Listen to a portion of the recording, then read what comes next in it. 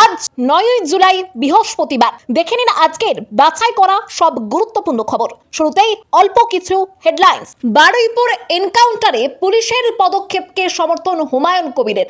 ভুয়ো এনকাউন্টার নিয়ে দিলেন সতর্ক বার্তাও। একজন চুল্লুখর ভ্যানওয়ালা পুলিশের বন্দুক কেড়ে নিল। বারুইপুর এনকাউন্টার নিয়ে প্রশ্ন তুললেন অধীর চৌধুরী। হাজরায় তৃণমূলের প্রতিবাদ মিছিল ঘিরে উত্তেজনা। ভিড় সামলাতে গিয়ে দলের কর্মীকেই চড় মারলেন মমতা।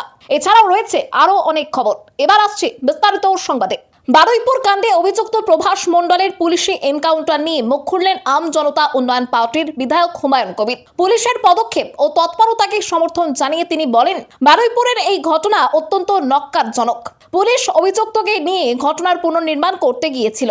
তখনই সে পুলিশের কাছ থেকে বন্দুক ছিনিয়ে নিয়ে পালাতে যায়। অন ডিউটি পুলিশ অফিসাররাই তো তখন বড় চ্যালেঞ্জের মুখে পড়ে গিয়েছিলেন।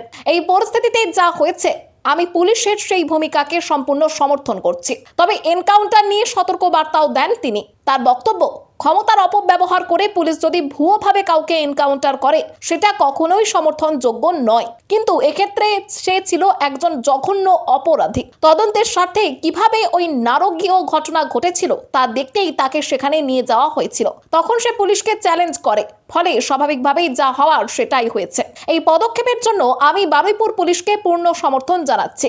বারুইপুর কাণ্ডে রাজনৈতিক ও সামাজিক মহলে প্রতিক্রিয়ার মধ্যেই হুমায়ুন কবিরের এই মন্তব্য পুলিশের আত্মরক্ষার অধিকার ও পদক্ষেপের পক্ষে তার অবস্থান স্পষ্ট করেছে। একজন চুল্লুখর ভ্যানওয়ালা পুলিশের বন্দুক কেড়ে নিল। বারুইপুর এনকাউন্টার নিয়ে প্রশ্ন তুললেন অধীর চৌধুরী।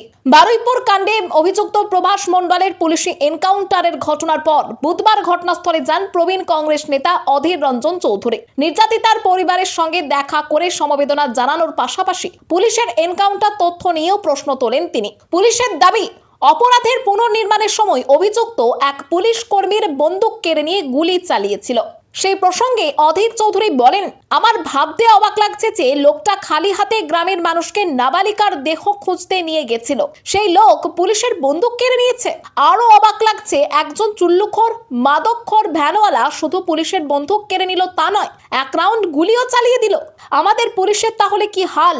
তিনি আরো বলেন, আজ এই অবস্থা হলে যদি কাল জৈশ-ই মোহাম্মদ বা লস্কর-ই তৈবার মতো বড় কোনো জঙ্গি সংগঠন এই রাজ্যে আসে, তাহলে পুলিশ কি করবে? তারা কিভাবে মোকাবিলা করবে? অধীর চৌধুরী রাজ্যের পুলিশ ব্যবস্থাকে আরো শক্তিশালী করার পরামর্শ দিয়ে বলেন, আমি মুখ্যমন্ত্রীকে বলবো আগে রাজ্য পুলিশকে আরো শক্তপোক্ত করার নজর দিন। গত 15 বছরে পুলিশের মাজা ভেঙে গেছে, পুলিশ আগে মাজা সোজা করুক। পাশাপাশি তার বক্তব্য, মানুষের অভাব অভিযোগের কথা প্রশাসনকে শুনতে হবে। সাধারণ মানুষের মনে পুলিশের ওপর যে অনাস্থা তৈরি হয়েছে তা দূর করে আস্থা ফেরানোর দ্রুত ব্যবস্থা নেওয়া হোক। এই ঘটনার আবহে বারুইপুর এনকাউন্টার নিয়ে রাজনৈতিক চাপানোতর আরো তীব্র হয়েছে। অভিযুক্ত কিভাবে পুলিশের হাত থেকে বন্দুক ছিনিয়ে নিল সেই প্রশ্ন তুলে অধীর চৌধুরী এনকাউন্টার তত্ত্ব নিয়েই সংশয় প্রকাশ করেন। বারুইপুরে এনকাউন্টারের ঘটনায় সন্তোষ প্রকাশ করেছে নির্যাতিতার পরিবার। নির্যাতিতার বাবা জানিয়েছেন, পুলিশের তদন্ত ও সরকারের কাজের ওপর তাদের পূর্ণ আস্থা রয়েছে। মুখ্যমন্ত্রী শুভেন্দু অধিকারী যেমন আশ্বাস দিয়েছিলেন সেইভাবেই কাজ এগোচ্ছে বলে তার দাবি। তিনি বলেন, পুলিশের ওপর আমাদের পুরো আস্থা আছে, সরকারের ওপরও ভরসা আছে। মুখ্যমন্ত্রী যেমন কথা দিয়েছেন আমাদের, সেইভাবে কাজ চালিয়ে যাচ্ছেন। আমরা তাতে খুব খুশি। মুখ্যমন্ত্রীর ওপর সম্পূর্ণ আস্থা আছে। এনকাউন্টার প্রসঙ্গে তিনি বলেন, এনকাউন্টারের কথা বলতে পারছি না, কারণ আমি সেখানে ছিলাম না। তবে পুলিশের ওপর পুরো ভরসা আছে আমাদের। পুলিশ না থাকলে এত দূর এগোতে পারতাম না। এখনো পর্যন্ত 4 জন গ্রেপ্তার হয়েছে, আরো হবে। আমরা চাই দোষীদের শাস্তি হোক। দাদা সেটা মাথায় রেখেছেন, সেই ভরসা দিয়েছেন। হাজরায় তৃণমূলের প্রতিবাদ মিছিল ঘিরে উত্তেজনা। ভিড় সামলাতে গিয়ে দলের কর্মীকেই চড় মারলেন মমতা। বারুইপুরের ঘটনাকে কেন্দ্র করে বুধবার কালীঘাট তৃণমূলের ডাকা প্রতিবাদ মিছিল ঘিরে হাজরায় ব্যাপক উত্তেজনা ও বিশৃঙ্খলা সৃষ্টি হয়। পরিস্থিতি সামাল দিতে পরে রাস্তায় নামেন রাজ্যের প্রাক্তন মুখ্যমন্ত্রী মমতা বন্দ্যোপাধ্যায়। ভিড় নিয়ন্ত্রণের সময় আচমকাই মেজাজ হারিয়ে সামনে থাকা এক ব্যক্তিকে চড় মারেন তিনি। পরে জানা যায় ওই ব্যক্তি তৃণমূলেরই এক কর্মী। কলকাতা হাইকোর্টের নির্দেশ মেনে দুপুরে বালিগঞ্জ ফাঁড়ি থেকে মিছিল শুরু হয়। কিছু দূর এগোতেই পরিস্থিতি উত্তপ্ত হয়ে ওঠে। মিছিলকে ঘিরে চোর চোর স্লোগান ওঠে। পাশাপাশি রাস্তার এক পাশ থেকে মাতচোর গানও বাজানো হয়। এরপর বিজেপি ও তৃণমূল সমর্থকদের মধ্যে বচসা এবং সংঘর্ষের ঘটনা ঘটে। তৃণমূলের দাবি, তাদের একাধিক কর্মী আক্রান্ত হয়েছেন। এই ঘটনার পর কালীঘাটের বাড়ি থেকে বেরিয়ে আসেন মমতা বন্দ্যোপাধ্যায়। তার বাড়ির সামনে তখন বিপুল ভিড় জমে যায়। ভিড় সরানোর সময় পরিস্থিতি নিয়ন্ত্রণের বাইরে চলে গেলে তিনি ক্ষুব্ধ হয়ে দলেরই এক কর্মীকে চড় মারেন। ঘটনার প্রতিক্রিয়ায় কেন্দ্রীয় মন্ত্রী সুকান্ত মজুমদার বলেন, ক্ষমতা হারানোর পর মমতা বন্দ্যোপাধ্যায় মানসিকভাবে বিপর্যস্ত হয়ে পড়েছেন। তার এই ধরনের আচরণ অত্যন্ত দুর্ভাগ্যজনক। তিনি এখনো মেনে নিতে পারছেন না যে বাংলার মানুষ তাকে ক্ষমতা থেকে সরিয়ে দিয়েছেন। অন্যদিকে কালীঘাটের বাড়ির বাইরে সাংবাদিকদের মুখোমুখি হয়ে পুলিশের ভূমিকারও সমালোচনা করেন মমতা বন্দ্যোপাধ্যায়। তার অভিযোগ, হাইকোর্টের অনুমতি নিয়েই ছাত্র যুবরা মিছিল করেছে। গণতান্ত্রিকভাবে প্রতিবাদ করার অধিকার সকলেরই রয়েছে, অথচ বিজেপির দুষ্কৃতীরা আমার বাড়ির সামনে ঘোরাফেরা করেছে, চিৎকার করে ভয় দেখানোর চেষ্টা করেছে। আগে সরকারটা ঠিকভাবে চালান। বাংলা পলিটিক্সের সমস্ত খবর প্রতিদিন সকালে দেখতে সাবস্ক্রাইব করুন আমাদের বি পলিটিক্স চ্যানেলটি। আর একটা লাইক করার অনুরোধ রইল। আপনার একটা লাইক আমাদের কাজ করার উৎসাহ অনেকটাই বাড়িয়ে দেয়। বারুইপুর এনকাউন্টার নিয়ে প্রতিক্রিয়া দিলেন মহুয়া মৈত্র এবং আরজি করের নির্যাতিতার মা রত্না দেবনাথ। বারুইপুর মামলার মূল অভিযুক্ত প্রভাস মণ্ডলের পুলিশি এনকাউন্টার ঘিরে বিপরীতমুখী প্রতিক্রিয়া দিয়েছেন তৃণমূল সাংসদ মহুয়া মৈত্র। প্রশংসা করলেন পানিহাটির বিধায়ক রত্না দেবনাথ। মহুয়া মৈত্র পুলিশের পদক্ষেপে তীব্র সমালোচনা করে সমাজ মাধ্যমে লেখেন, প্রভাস মণ্ডল এনকাউন্টারে নিহত হলেন। পশ্চিমবঙ্গ পুলিশ কি হচ্ছে এসব? বাঙালিরা নতুন বাংলাকে স্বাগত জানান। উত্তরপ্রদেশ 2.0। এটা কোনো সরকার নয়, এটা জঙ্গল রাজ। অন্যদিকে পুলিশের পদক্ষেপকে সমর্থন জানিয়ে রত্না দেবনাথ বলেন, পুলিশ ঠিক কাজ করেছে, ওদের পরিণতি এটাই হওয়া উচিত। তার মতে শুধু প্রভাস নয়, এই ঘটনার সঙ্গে জড়িত প্রত্যেকেরই কঠোর শাস্তি হওয়া উচিত। তিনি আরো বলেন, বিচার প্রক্রিয়া তৃণমূল সরকারের আমলে শুরু হলেও এখনো আমরা বিচার পাইনি। এখন আইনের শাসন প্রতিষ্ঠা হয়েছে, মানুষ বিচার পাবে। পাশাপাশি এনকাউন্টারে নিহত অভিযুক্তের মা ছেলের দেহ নিতে অস্বীকার করে পুলিশের পদক্ষেপকে সমর্থন করেছেন বলেও উল্লেখ করেন তিনি বলেন, নিজের সন্তানকে হারিয়েও যিনি অপরাধের বিরুদ্ধে দাঁড়িয়েছেন তিনি একজন সাহসী মা। বিদ্রোহীদের ঋতব্রত কাকলিদের ঘরে ফেরার বার্তা মমতা। বললেন, কর্মীদের কথা ভেবে ফিরে আসুন। বারুইপুর কাণ্ডের প্রতিবাদে তৃণমূলের মিছিলে বিদ্রোহীদের বিরুদ্ধে কড়া অবস্থান নেওয়ার কয়েক ঘন্টার মধ্যেই ফেসবুক লাইভে এসে দলের বিদ্রোহী শিবিরের উদ্দেশ্যে সুর অনেকটাই নরম করলেন মমতা বন্দ্যোপাধ্যায়। নাম না করে কাকলি ঘোষ দস্তিদার ও ঋতব্রত বন্দ্যোপাধ্যায়ের উদ্দেশ্যে তিনি বলেন, অন্তত কর্মীদের কথা ভেবে ঘরে ফিরুন। দরকারে পরিবারে এসে পরিবারকে প্রশ্ন করুন, মাঝ রাস্তায় থাকবেন না। মমতা আরো বলেন, এখনো সময় আছে। বিজেপির কোলে আশ্রয় না নিয়ে নিজের ঘরে ফিরে একবার নিজের পরিবারকে প্রশ্ন করুন, একবার কর্মীদের কথা ভাবুন। এই কর্মীরা আপনাদের জন্য রক্ত দিয়েছে। বেঈমানদের কথাই বেঈমানি করবেন না। এর আগে প্রতিবাদ মিছিলে তিনি বলেছিলেন, যারা বেঈমান তাদের জন্য অত্যাচার অনেক বেড়েছে, সেই বেঈমানদের ক্ষমা করবেন না। ওরা বিজেপির দোসর হয়ে গিয়েছে। বারুইপুরে গিয়ে বলছে আমাদের বিজেপির মুখ্যমন্ত্রী পাঠিয়েছেন। পাশাপাশি তার বক্তব্য, এত ছলনা কেন? যে কর্মীদের রক্ত নিয়ে আমার দেওয়া সিম্বল নিয়ে ইলেকশনে লড়েছেন, হয় তৃণমূল করুন আমাদের সঙ্গে, না হয় সরাসরি বিজেপির কোলে গিয়ে দুলুন। ফেসবুক লাইভে তিনি আরো বলেন, সরাসরি বিজেপি করুন, না হয় তৃণমূল করুন। মাঝ রাস্তায় এভাবে থাকবেন না। মাঝগঙ্গায় গেলে ওপারও যাবে এপারও যাবে। নদীর স্রোতকে কখনো আটকে রাখা যায় না। বারুইপুর এনকাউন্টার নিয়ে প্রশ্ন বিকাশ রঞ্জন ভট্টাচার্যের। বললেন, তথ্য লোপাটের জন্য। বারুইপুরের এনকাউন্টারের ঘটনায় প্রশ্ন তুলেছেন বাম নেতা ও আইনজীবী বিকাশ রঞ্জন ভট্টাচার্য। পুলিশের দাবি, ঘটনার পুনর্নির্মাণের সময় প্রভাস হেফাজত থেকে পালানোর চেষ্টা করলে এনকাউন্টার করা হয়। তবে এই ঘটনার পরই চাঞ্চল্যকর মন্তব্য করেন বিকাশ রঞ্জন ভট্টাচার্য। সংবাদ মাধ্যমে প্রতিক্রিয়া জানিয়ে বিকাশ রঞ্জন ভট্টাচার্য বলেন, এনকাউন্টার করার উদ্দেশ্য হচ্ছে সমস্ত তথ্য লোপাট করা, সত্য যেন সামনে না আসে। তিনি আরো বলেন, এটা অত্যন্ত বিপজ্জনক ঝোঁক। একজন অপরাধী অপরাধ কেন করেছেন, তার প্রেক্ষিত কি, কারা কারা তাকে মদত দিয়েছেন, কি উদ্দেশ্য ছিল, এই সমস্ত তথ্য বের করেই তার মধ্যে দিয়েই অপরাধ দমনের প্রকৃত ব্যবস্থা নেওয়া যায়। এছাড়াও তিনি বলেন, মুখ্যমন্ত্রী যে বিবৃতি দিয়েছেন তার পরিপ্রেক্ষিতেই এই এনকাউন্টার একটি সম্পূর্ণ পরিকল্পিত তথ্য লোপাটের জন্য। উল্লেখ্য, বারুইপুরের এই ঘটনায় পুলিশের এনকাউন্টার তত্ত্ব নিয়ে ইতিমধ্যেই বিভিন্ন মহলে প্রশ্ন উঠেছে। গোটা ঘটনার পূর্ণাঙ্গ রিপোর্ট তৈরি করা হচ্ছে এবং বিষয়টি নিয়ে ম্যাজিস্ট্রেট পর্যায়ের তদন্তের সম্ভাবনাও তৈরি হয়েছে। মুখ্যমন্ত্রীর ছবি নিয়ে আপত্তিকর ভিডিও, একাদশ শ্রেণীর ছাত্র গ্রেপ্তার। মুখ্যমন্ত্রী শুভেন্দু অধিকারীর ছবিতে থুতু ছেটানো, প্রস্রাব করা এবং তাকে নিয়ে কুমন্তব্য করার অভিযোগে শিলিগুড়িতে একাদশ শ্রেণীর এক ছাত্রকে গ্রেপ্তার করেছে পুলিশ।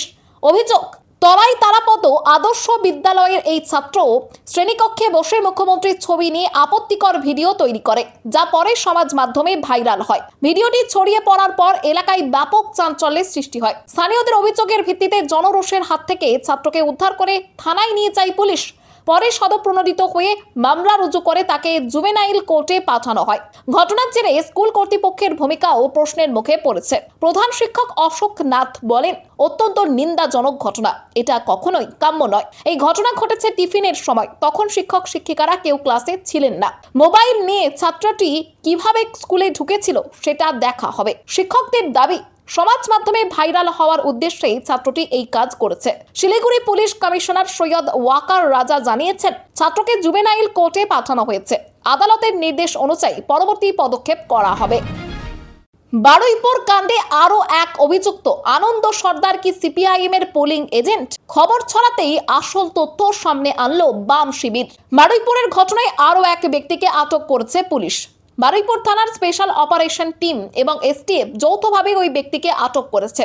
এই নিয়ে মামলায় মোট গ্রেপ্তারের সংখ্যা বেড়ে দাঁড়ালো 4। পাশাপাশি ঘটনার পর এলাকায় অশান্তি, পুলিশের গাড়িতে ভাঙচুরের ঘটনায় জড়িত একাধিক ব্যক্তিকে আটক করে জিজ্ঞাসাবাদ চালানো হচ্ছে। এদিকে সমাজ মাধ্যমে দাবি করা হয় যে ধৃত আনন্দ সরকার নাকি বিগত নির্বাচনে সিপিএম এর পোলিং এজেন্ট হিসেবে কাজ করেছিলেন। তবে এই দাবি সম্পূর্ণ ভিত্তিহীন বলে উড়িয়ে দিয়েছে সিপিএম। দলের অফিসিয়াল পেজে জানানো হয়েছে, এটি পরিকল্পিত ভুয়ো রটনা এবং ধৃতের সঙ্গে দলের কোনো সম্পর্ক ছিল না। সিপিএম এর এক রাজ্য কমিটির সদস্য বলেন, ধৃত ব্যক্তি পোলিং এজেন্ট ছিল কিনা তা নির্বাচন কমিশনের তথ্য দেখলেই পরিষ্কার হয়ে যাবে। কারণ বুথে বসার সময় এজেন্টের সমস্ত নথিপত্র কমিশনে জমা দিতে হয়, সেটা যাচাই করলেই সত্যটা সামনে আসবে। অন্যদিকে এই মামলার অন্যতম মূল অভিযুক্ত প্রভাস মণ্ডলের পুলিশি এনকাউন্টারে মৃত্যুর ঘটনায় ইতিমধ্যেই রাজনৈতিক বিতর্ক তৈরি হয়েছে।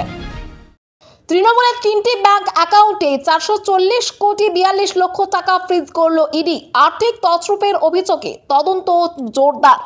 অল ইন্ডিয়া তৃণমূল কংগ্রেসের ব্যাংক অ্যাকাউন্ট সংক্রান্ত একটি মামলায় বড় পদক্ষেপ নিল ইডি। কেন্দ্রীয় সংস্থার দাবি, বিমান পরিষেবার সঙ্গে যুক্ত কেয়ারওয়েল গ্রুপ অফ কোম্পানিজের একাধিক ঠিকানায় তল্লাশির পর তৃণমূল কংগ্রেসের 3টি ব্যাংক অ্যাকাউন্ট থেকে মোট 440.42 কোটি টাকা ফ্রিজ করা হয়েছে। ইডির কলকাতা জেনারেল অফিসের প্রেস রিলিজে এই তথ্য জানানো হয়েছে। ইডির দাবি, এপ্রিল 2023 থেকে জুন 2026-এর মধ্যে তৃণমূল কংগ্রেসের ব্যাংক অ্যাকাউন্ট থেকে প্রায় 160 কোটি টাকা Messrs Carewell aviation India private limited এবং তার একটি সহযোগী সংস্থায় পাঠানো হয়। পরে ওই সংস্থা আরও একটি সহযোগী সংস্থায় 82.96 কোটি টাকা পাঠায়। অভিযোগ, সেই অর্থ দিয়ে একটি এমব্রায়ের লেগাসি 600 বিমান এবং একটি অগস্টা 109 গ্র্যান্ড হেলিকপ্টার কেনা হয়। ইডির অভিযোগ, তৃণমূলের তহবিলের অর্থে কেনা এই বিমান ও হেলিকপ্টার পরে ভাড়ার নামে ফের তৃণমূলকেই ব্যবহার করতে দেওয়া হতো এবং তার বিনিময়ে অর্থ নেওয়া হতো। এই সন্দেহজনক লেনদেনের প্রকৃত উদ্দেশ্য ও সুবিধাভোগীদের খুঁজে বের করতে তল্লাশি চালাচ্ছে ইডি। পিএমএলএ আইনের 17(1)(a) ধারা অনুযায়ী এইচডিএফসি ব্যাংকে থাকা তৃণমূলের 3টি অ্যাকাউন্টের 440.42 কোটি টাকা ফ্রিজ করা হয়েছে। এদিকে এই লেনদেন নিয়ে প্রথমের অভিযোগ তুলেছিল ঋতব্রত শিবির। পরবর্তীতে এইচডিএফসি ব্যাংকের সেন্ট্রাল প্লাজা শাখায় চিঠি লিখে সর্বভারতীয় তৃণমূল কংগ্রেসের অ্যাকাউন্ট ফ্রিজ করার আবেদন জানিয়েছিলেন তৎকালীন কোষাধ্যক্ষ অরূপ বিশ্বাস। 20 দিনের মধ্যে মিরিকের দুধিয়া ব্রিজ নির্মাণ। নবান্ন থেকে ভার্চুয়ালি উদ্বোধনে মুখ্যমন্ত্রী শুভেন্দু অধিকারী। প্রবল দুর্যোগ ও অতিবৃষ্টিতে বালাসন নদীর জলের তোড়ে মিরিকের দুধিয়া বেইলি ব্রিজের একাংশ ভেসে যাওয়ার পর সড়কপথে শিলিগুড়ির সঙ্গে মিরিকের যোগাযোগ বিচ্ছিন্ন হয়ে পড়েছিল। সেই ঘটনার মাত্র 20 দিনের মধ্যেই নতুন বেইলি ব্রিজ নির্মাণ সম্পন্ন হয়েছে। বুধবার নবান্ন থেকে ভার্চুয়ালি সেতুর উদ্বোধন করেন মুখ্যমন্ত্রী শুভেন্দু অধিকারী। উপস্থিত ছিলেন মুখ্য সচিব মনোজ আগরওয়াল, সাংসদ রাজু বিস্তা এছাড়াও অন্যান্যরা। যুদ্ধকালীন তৎপরতায় সেনাবাহিনী সেতু নির্মাণের কাজ সম্পন্ন করে। দ্রুত কাজ শেষ করার জন্য সেনা জওয়ানদের শুভেচ্ছা জানান মুখ্যমন্ত্রী। সাংসদ রাজু বিস্তাও দ্রুত সেতু নির্মাণ এবং উদ্বোধনের জন্য মুখ্যমন্ত্রীকে ধন্যবাদ জানান। জুন মাসের অতিবৃষ্টিতে হিউম পাইপের অস্থায়ী সেতুর একাংশ ভেঙে যাওয়ায় 12 নম্বর রাজ্য সড়ক বন্ধ হয়ে গিয়েছিল। পরে রাজ্য সরকারের আবেদনে নদীর জলের স্রোত কমলে সেনাবাহিনী বেইলি ব্রিজ নির্মাণের কাজ শুরু করে। নতুন সেতু চালু হওয়ায় পাহাড়ের যোগাযোগ ব্যবস্থা আবারও স্বাভাবিক হয়েছে বলে মনে করছেন স্থানীয় মানুষজন। নবান্নে মুখ্যমন্ত্রীর সঙ্গে লাক্স চেয়ারম্যানের বৈঠক। বাংলায় কি বড় বিনিয়োগের ইঙ্গিত? লাক্স ইন্ডাস্ট্রিজের চেয়ারম্যান অশোক কুমার টোডি বুধবার নবান্নে মুখ্যমন্ত্রীর সঙ্গে বৈঠক করেন। বৈঠকে রাজ্যে সংস্থার নতুন বিনিয়োগ এবং ডানকুনি সম্প্রসারণ প্রকল্প নিয়ে আলোচনা হয়। আগামী 11 জুলাই হুগলির ডানকুনিতে লাক্স ইন্ডাস্ট্রিজের সম্প্রসারণ প্রকল্পের শিলান্যাস অনুষ্ঠানে উপস্থিত থাকার জন্য মুখ্যমন্ত্রীকে আমন্ত্রণ জানান তিনি। এর আগে শিল্পমন্ত্রী তাপস রায় জানিয়েছিলেন, চলতি মাসেই ডানকুনিতে লাক্স ইন্ডাস্ট্রিজ এবং বাঁকুড়ার মেচিয়ায় স্যাম স্টিলের সম্প্রসারণ প্রকল্পের কাজ শুরু হবে। 11 জুলাই লাক্স ইন্ডাস্ট্রিজ এবং 18 জুলাই স্যাম স্টিলের সম্প্রসারণ প্রকল্পের সূচনা হওয়ার কথা রয়েছে। দুই কর্মসূচিতেই মুখ্যমন্ত্রীর উপস্থিত থাকার কথা। অন্যদিকে স্যাম স্টিল পশ্চিমবঙ্গে প্রায় 15,000 কোটি টাকা বিনিয়োগের পরিকল্পনা করেছে। সংস্থার ডিরেক্টর ললিত বেরিওয়ালার বক্তব্য অনুযায়ী 10,000 কোটি টাকা ইস্পাত শিল্পের সম্প্রসারণে এবং 5,000 কোটি টাকা প্রতিরক্ষা ও বিমান সরঞ্জাম সহ অন্যান্য ক্ষেত্রে বিনিয়োগ করা হবে। বর্তমানে মেজিয়ার কারখানার উৎপাদন ক্ষমতা পর্যায়ক্রমে 7 লক্ষ টন থেকে 10 লক্ষ টন এবং পরে 20 লক্ষ টনে উন্নীত করার পরিকল্পনা রয়েছে। সম্প্রসারণের জন্য প্রায় 500 একর জমি প্রয়োজন বলে সংস্থা রাজ্য সরকারের সঙ্গে যোগাযোগ করেছে। বিনিয়োগ হলে কর্মসংস্থান হবে বলেই আশা করা হচ্ছে। সেবাশ্রয় নিয়ে তদন্তে 38 চিকিৎসক, একাধিক অভিযোগে জোরদার তদন্ত। অভিষেক বন্দ্যোপাধ্যায়ের সেবাশ্রয় প্রকল্পকে ঘিরে একের পর এক অভিযোগের প্রেক্ষিতে তদন্তকারীদের নজরে এসেছে 38 জন চিকিৎসক। সরকার পরিবর্তনের পর দক্ষিণ 24 পরগনার বিভিন্ন থানায় অভিযোগ দায়ের হওয়ার পাশাপাশি স্বাস্থ্য দপ্তরও তদন্ত শুরু করেছে। তদন্তের অংশ হিসেবে সেবাশ্রয়ের সঙ্গে যুক্ত 38 জন চিকিৎসককে জিজ্ঞাসাবাদের প্রস্তুতি চলছে। তদন্তকারীদের হাতে একাধিক অভিযোগ পৌঁছেছে। অভিযোগ রয়েছে অযোগ্য ব্যক্তিদের দিয়ে চিকিৎসা করানো হয়েছে। চিকিৎসক নন এমন ব্যক্তিরাও রোগী দেখেছেন। হোমিওপ্যাথির পড়ুয়াদের দিয়ে চিকিৎসা করানো হয়েছে এবং কাজ করিয়েও একাধিক চিকিৎসককে পারিশ্রমিক দেওয়া হয়নি। দক্ষিণ 24 পরগনায় মাটি খুঁড়ে কোটি টাকার ওষুধ উদ্ধারের ঘটনাও তদন্তের আওতায় এসেছে। অভিযোগ, সেই ওষুধ সেবাশ্রয়ের জন্য কেনা হয়েছিল। এছাড়া সরকারি হাসপাতালের চিকিৎসা সরঞ্জাম ব্যবহার এবং আর্থিক অনিয়মের অভিযোগও খতিয়ে দেখা হচ্ছে। তদন্তকারীরা ওষুধ ও চিকিৎসা সরঞ্জামের উৎস, সেবাশ্রয়ের পরিষেবা দেওয়ার বিশেষজ্ঞ চিকিৎসকদের পরিচয় এবং ক্যাম্প থেকে দেওয়া প্রেসক্রিপশনের চিকিৎসকের নাম বা রেজিস্ট্রেশন নম্বর না থাকার বিষয়টিও খতিয়ে দেখছেন। স্বাস্থ্যমন্ত্রী শারদত্ত মুখোপাধ্যায় অভিযোগ করেছেন, লাইসেন্স ছাড়া আল্ট্রাসোনোগ্রাফি ও এক্স-রে মেশিন ব্যবহার, অযোগ্য ব্যক্তিদের দিয়ে চিকিৎসা করানো এবং স্থানীয়দের ভয় দেখিয়ে ক্যাম্পে আনার মতো গুরুতর অভিযোগের তদন্ত চলছে। তার দাবি, এই সমস্ত অভিযোগের ভিত্তিতে দায়ীদের বিরুদ্ধে আইন অনুযায়ী ব্যবস্থা নেওয়া উচিত। সনাতন ধর্মকে দোষ দেবেন না। রাম মন্দিরে অনুদান চুরির ঘটনায় ফুঁসছেন অনুপম খের। অযোধ্যার রাম মন্দিরে অনুদান চুরির ঘটনাকে কেন্দ্র করে রাজনৈতিক বিতর্কের মধ্যেই মুখ খুললেন বলিউড অভিনেতা অনুপম খের। শ্রী রামভূমি ছবির শুটিং এর জন্য অযোধ্যায় গিয়ে তিনি বলেন, বাড়িতে চুরি হলে তো আর পুরো বাড়িটাকে শিকল দিয়ে বেঁধে রাখা সম্ভব নয়। যা ঘটেছে সেটা অবশ্যই ভুল, এমনটা মোটেই হওয়া উচিত ছিল না। কিন্তু সনাতন ধর্ম এবং রামজির প্রতি বিশ্বাস তো সেই দাপর যুগ বা অনাদিকাল থেকে চলে আসছেন। তাই এই বিষয়টিকে শুধু একটি বিচ্ছিন্ন ঘটনা হিসেবে দেখা উচিত। যারা এই কাজ করেছে তাদের অবশ্যই শাস্তি দেওয়া উচিত, কিন্তু এর জন্য সনাতন ধর্মকে কাঠগড়ায় তুলবেন না বা রামজিকে কোনোভাবেই দোষারোপ করা ঠিক নয়। মাঝরাতে সীমান্তের জেলায় পুলিশের মেগা অপারেশন, দুই বাংলাদেশের নাটকীয় গ্রেপ্তারিতে ফাঁস বড়সড় চক্রান্ত। মুর্শিদাবাদের রঘুনাথগঞ্জ থানার ভারত বাংলাদেশ সীমান্ত সংলগ্ন খেজুরতলা এলাকা থেকে গরু পাচারের অভিযোগে দুই বাংলাদেশি নাগরিককে গ্রেপ্তার করেছে পুলিশ। গোপন সূত্রে খবর পেয়ে মঙ্গলবার গভীর রাতে বিশেষ অভিযান চালিয়ে প্রথমে তাদেরকে আটক করা হয়, পরে জিজ্ঞাসাবাদের পর গ্রেপ্তার করা হয়।